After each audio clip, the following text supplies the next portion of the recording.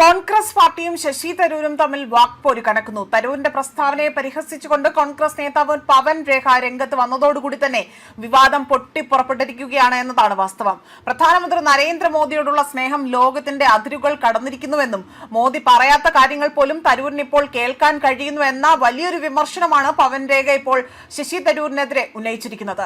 എന്നാൽ ഇതിന് ശക്തമായ മറുപടി തന്നെയായിരുന്നു തരൂരും നൽകിയത്. പ്രധാനമന്ത്രി നരേന്ദ്രമോദിയെ കുറിച്ചുള്ള തരൂരിന്റെ പരാമർശങ്ങളെയാണ് രേഖ ഇവിടെ വിമർശിച്ചിരിക്കുന്നത്.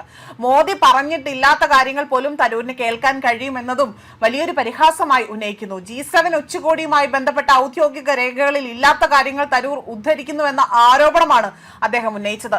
അതേസമയം തന്റെ പ്രസ്താവനയുടെ ഉദ്ദേശം രാഷ്ട്രീയമല്ല എന്നും ഇന്ത്യൻ പൗരന്മാരുടെ സുരക്ഷിതവും അല്ലെങ്കിൽ ബന്ധപ്പെട്ട ആശങ്കകളാണ് പങ്കുവച്ചതെന്നും തരൂർ വ്യക്തമാക്കി. വിദേശ സമുദ്ര മേഖലകളിൽ ജോലി ചെയ്യുന്ന ഇന്ത്യൻ നാവികരുടെ സുരക്ഷയെക്കുറിച്ചുള്ള ചർച്ചയെ രാഷ്ട്രീയവൽക്കരിക്കുന്ന ഒരു ദൗർഭാഗ്യകരമാണ് എന്നതാണ് പ്രതികരണം. ഈ സംഭവത്തിന്റെ രാഷ്ട്രീയ പ്രാധാന്യം കോൺഗ്രസിന്റെ ആഭ്യന്തര സാഹചര്യത്തിലാണ്. അത് മാത്രമല്ല, കഴിഞ്ഞ കുറച്ചധികം കാലമായി തന്നെ ശശി തരൂർ പാർട്ടിയുടെ ഔദ്യോഗിക നിലപാടുകളിൽ നിന്നും വ്യത്യസ്തമായ അഭിപ്രായങ്ങൾ തുറന്നു പറയുന്നുണ്ട്.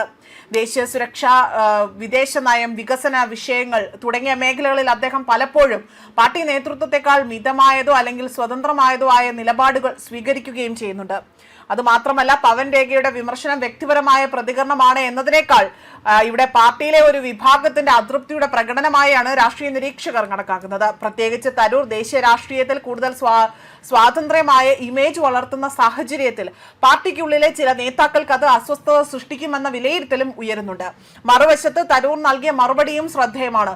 താൻ അവിടെ പൊതുമേഖലയിൽ പ്രസിദ്ധീകരിക്കപ്പെട്ട റിപ്പോർട്ടുകളെ മാത്രമാണ് ഉദ്ധരിച്ചതെന്നും ഒരു വസ്തുതയും തെറ്റായി തന്നെ അവതരിപ്പിച്ചിട്ടില്ല എന്നും അദ്ദേഹം ഉറപ്പിച്ച് ഇവിടെ നിലപാട് സ്വീകരിച്ചു. ഇതിലൂടെ തന്നെ തന്റെ വിശ്വാസ്യത സംരക്ഷിക്കുവാനും രാഷ്ട്രീയമായി തന്നെ പിന്നോട്ടില്ല എന്ന സന്ദേശം നൽകുവാനുമാണ് തരൂർ ശ്രമിച്ചതെന്ന വിലയിരുത്തലാണ് ഇവിടെ പുറത്തുവരുന്നത്. ഈ വിവാദത്തിനിടയിൽ BJP ദേശീയ വക്താവ് ഷെഹസാദ് പുന്നവാല പോലും അദ്ദേഹത്തെ ലക്ഷ്യം വെച്ചുകൊണ്ട് രംഗത്ത് വന്നിട്ടുണ്ട്. നാവികരുടെ വിഷയത്തിൽ മോദി സർക്കാരിന്റെ നിലപാടിനെ കുറിച്ചുള്ള തരൂരിന്റെ പ്രസ്താവനകൾ കോൺഗ്രസ് നേതാവ് രാഹുൽ ഗാന്ധിയുടേതിനേൽ തികച്ചും വ്യത്യസ്തമാണ് എന്നും അദ്ദേഹം പറഞ്ഞു. ഇത് ലജ്ജാകരമാണ്. ഇന്നലെ രാഹുൽ ഗാന്ധിയുടെ ജന്മദിനമായിരുന്നു, പക്ഷേ അദ്ദേഹത്തിന് ഒരു സമ്മാനവും ലഭിച്ചില്ല. രാഹുൽ ഗാന്ധിയുടെ നിലപാടിനെ ഡോക്ടർ ശശി തരൂർ തള്ളിക്കളയുകയും നാവികരുടെ വിഷയത്തിൽ ഇന്ത്യയുടെ നിലപാട് പ്രധാനമന്ത്രി നരേന്ദ്രമോദി ട്രംപിന് വളരെ ശക്തമായി തന്നെ അവതരിപ്പിച്ചുവെന്നും രാജ്യത്തിന്റെ നിലപാട് വളരെ ഫലപ്രദമായി തന്നെ അവതരിപ്പിക്കാൻ കഴിഞ്ഞുവെന്നതും അദ്ദേഹം ഇവിടെ എടുത്തു സൂചിപ്പിച്ചുകൊണ്ടാണ് ഇക്കാര്യങ്ങൾ വ്യക്തമാക്കിയിരിക്കുന്നത്. ന്യൂസ് ഡെസ്ക് കർമ്മ ന്യൂസ്.